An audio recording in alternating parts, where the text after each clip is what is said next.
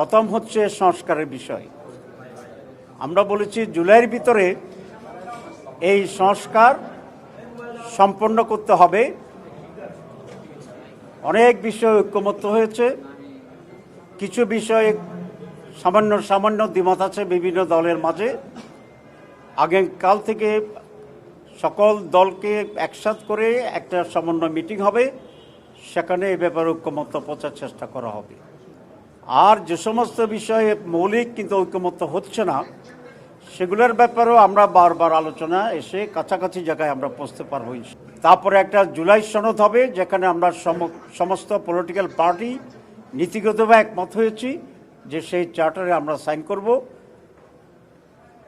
এরপরে আলোচনা হয়েছে নির্বাচনের তারিখের ব্যাপারে। আমরা দুটো কথা বলেছি। প্রথম হচ্ছে আমরা সকল দল, আমরা ডক্টর মোহাম্মদ ইউনূস প্রধান উপদেষ্টার প্রতি আমাদের আস্থার কথা পুনর্ব্যক্ত করেছি এবং ওনার নেতৃত্বেই একটি সফল, সুন্দর, সুষ্ঠু নির্বাচন হবে এবং নির্বাচন হোক, আমরা এটা চেয়েছি, এটা ওনাকে বলেছি। নির্বাচনের ডেটের ব্যাপারে 3টি বক্তব্য আসছে। মাননীয় প্রধান উপদেষ্টা বলেছেন ডিসেম্বর টু জুন, কিছু পলিটিক্যাল পার্টি বলেছেন ডিসেম্বর, আর আমাদের পক্ষ থেকে আমরা বলেছি জুন এবং মে মাস আবহাওয়াগতভাবে নির্বাচন অনুষ্ঠানের জন্য উপযোগী নয়। তাহলে মে জুন বাদ দিলে ওনার যে কমিটমেন্ট আছে, কমিটমেন্টের যে টাইম লাইন, সেটা হচ্ছে ডিসেম্বর থেকে এপ্রিল।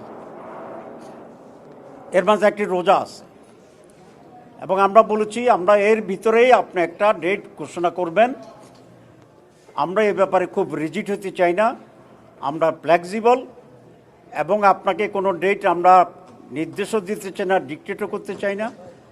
আপনি আমাদের সেন্টিমেন্ট অবশ্যই আজকে প্রকাশ পেয়েছে, আপনি বুঝেছেন। এর মাঝে ডিসেম্বর টু এপ্রিল একটা সুইটেবল টাইমে আপনি একটা ডেট দিলেই জনমনে যে এখন কিছুটা সংখ্যা এবং অস্বস্তি আছে, আমরা বিশ্বাস করি এটা কেটে যাবে। একনল অ্যাডভান্সড হাইজিন সোপ, এবার জীবাণু ধুলাবালি ঘাম ক্লিন বোল্ড।